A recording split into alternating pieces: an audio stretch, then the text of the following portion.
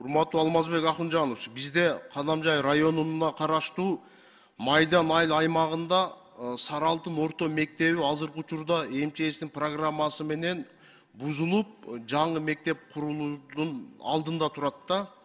Ошол жерде биздин окуучулар азыркы мезгилде окуучуларыбыз Масалиев айыл аймагындагы Кара Дөбө айылында Орозбеков орто мектеби бар.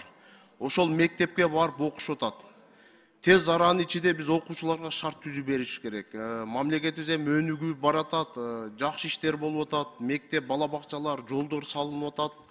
Мамлекеттен азыркы учурда алыскы региондорго окуучуларга автобус бөлүнүп берилип атат.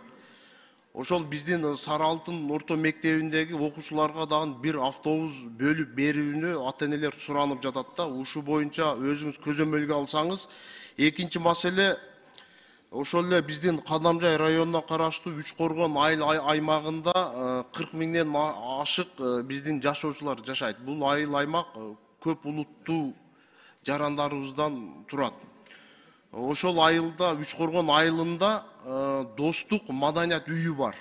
Азыркы учурда толук кандуу капиталдык ремонтко муктаж болуп атат. Эми биз маданият министрине 1 миллиардтан ашык акча бөлдүрүп бергенбиз да. Ошол маданият үйлөрүнүн бардыгын реконструкциялап, кайсы аймакка маданият үйү керек болсо, жаңы маданият үйлөрүн куруу боюнча биз маданият министрге да сунуш бергенбиз. Ушул маселе, эки маселени өзүңүз көзөмөлгө алып, тиешелүү министрликтерге тапшырма берип койсоңуз өтүнүч. Рахмат.